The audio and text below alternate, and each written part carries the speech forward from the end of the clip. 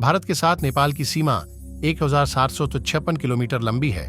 1814-16 के आंग्ल नेपाल युद्ध के बाद ही नेपाल और भारत के बीच सीमा का निर्धारण किया गया था। दोनों देशों के बीच की सीमा को 10 गज नो मैन्स लैंड कहा जाता है। कुल मिलाकर यह सीमा प्राकृतिक नहीं है। दोनों देशों को विभाजित करने वाली महाकाली नदी को छोड़कर सीमा नदियों या पहाड़ों से अलग होती है पश्चिम में, और मेची नदी जो पूर्व में देश को विभाजित करती है। कुछ जगहों पर तो सीमा भी सम हो गई है, एक ही गांव को बांट देता है। जैसे एक व्यक्ति का घर एक देश में पड़ता था, कृषि भूमि सीमा के दूसरी ओर था।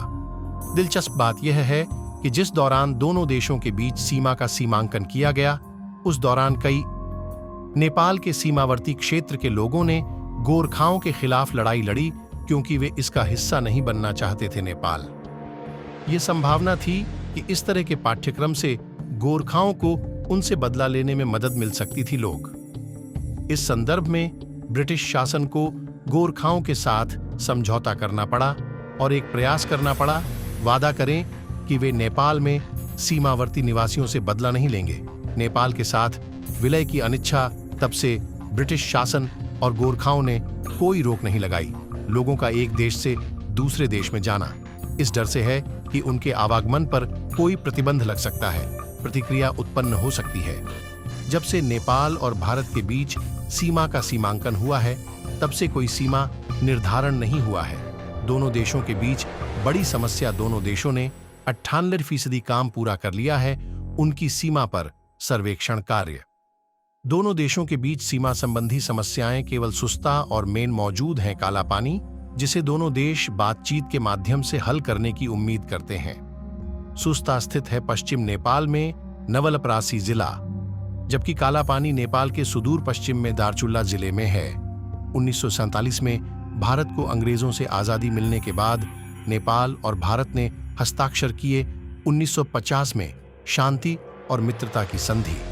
संधि न केवल सीमा को खुली रखने के लिए प्रतिबद्ध थी, को राष्ट्रीय उपचार अर्थात वही परिस्थितियां जो एक देश अपने नागरिकों को देता है, प्रदान करना भी है। व्यापार और अन्य आर्थिक गतिविधियों में दूसरे देश के लोग।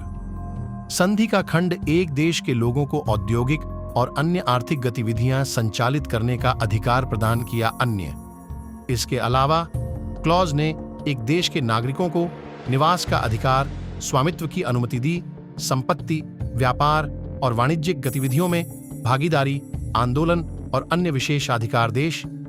लेकिन बाद में 1950 की संधि के विनिमय पत्र में भारत ने नेपाल की संवेदनशीलता को स्वीकार कर लिया, एक छोटा देश होने के नाते, और इसमें भारतीयों की भागीदारी के संबंध में इसे सुरक्षा प्रदान की गई। आर्थिक क्रियाकलाप। खुली सीमा प्रणाली के कारण नेपाली और भारतीय लोगों के लिए एक दूसरे के क्षेत्र में प्रवेश करने के लिए कोई पासपोर्ट या वीजा औपचारिकताएं नहीं हैं। लेकिन यह अजीब है कि नेपाली प्राधिकरण द्वारा यहां तक कि वीजा नियम भी लागू किए गए थे नेपाल के सीमावर्ती क्षेत्र में रहने वाले लोगों को जब राजधानी काठमांडू की यात्रा करनी होती थी। यह प्रणाली 1950 के दशक के मध्य तक प्रचलन में थी। उत्साहजनक बात यह है कि खुली सीमा प्रणाली की व्यवस्था अद्वितीय है। यह बेहद साबित हुआ नेपाल और भारत के सीमावर्ती निवासियों के लिए फायदेमंद है, क्योंकि इससे उनके धार्मिक पारंपरिक संबंधों को बढ़ावा मिला है। सांस्कृतिक, सामाजिक और आर्थिक क्षेत्र। भारत के साथ खुली सीमा प्रणाली की व्यवस्था की गई है पुरस्कृत। इसने सीमा के बीच मैत्रीपूर्ण संबंधों, आपसी समझ और सांस्कृतिक संबंधों को बढ़ावा दिया। दोनों देशों के निवासी, एक देश के लोग किसी भी स्थान से बिना किसी प्रतिबंध के सीमा पार कर सकते हैं। हालांकि सीमा पर विभिन्न स्थानों पर 22 चौकियां मौजूद हैं, लेकिन विदेशी नागरिकों को दोनों की आवश्यकता होती है, प्रवेश और निकास वीजा, और उन्हें 6 आवर्जन बिंदुओं के माध्यम से सीमा पार करनी होगी, जिसमें शामिल हैं बनबसा, धनगढ़ी, नेपालगंज, भैरहवा, बीरगंज और काकरभिट्टा। नेपाल के संबंध में भारत की सीमा, यह किसी व्यक्ति को एक सीमा में बांधने की बजाय स्वतंत्रता की ओर अधिक है। सीमित राजनीतिक सीमा।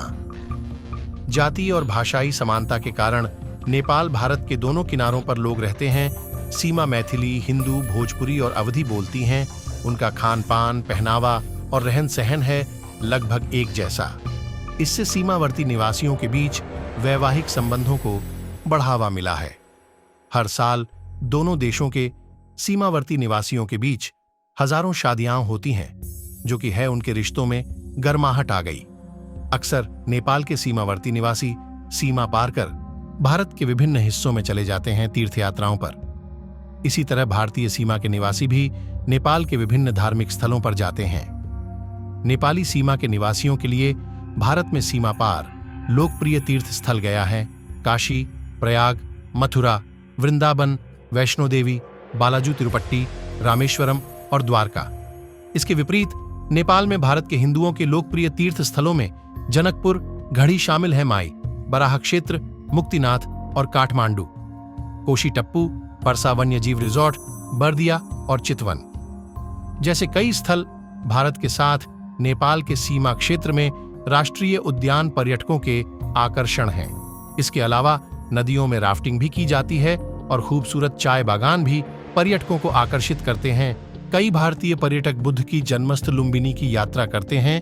घने वन क्षेत्र, नदियां, वनस्पति और जीव और नेपालियों की मेहमान नवाज प्रकृति सीमावर्ती निवासी भारतीय पर्यटकों के लिए आकर्षण का स्रोत हैं। गौरतलब है कि नेपाल से अधिकांश सीमावर्ती निवासी सीमा पार कर आते जाते हैं भारत कला, वाणिज्य, विज्ञान, कानून, चिकित्सा और इंजीनियरिंग जैसे विभिन्न विषयों में अध्ययन करने के लिए। अक्सर नेपाली सीमा के निवासी सिलीगुड़ी, दार्जिलिंग, मधुबनी, दरभंगा, सीतामढ़ जाते हैं। दोस्तों, ये थी आज की कहानी। मैं उम्मीद करता हूँ आपको वीडियो अच्छा लगा होगा। अगर आपको वीडियो अच्छा लगा हो तो वीडियो को लाइक करना, नीचे कमेंट सेक्शन में कमेंट जरूर करना और अपने दोस्तों के साथ भी शेयर करना। और अभी तक हमारे चैनल को सब्सक्राइब नहीं किया है तो चैनल को भी सब्सक्राइब जरूर कर देना।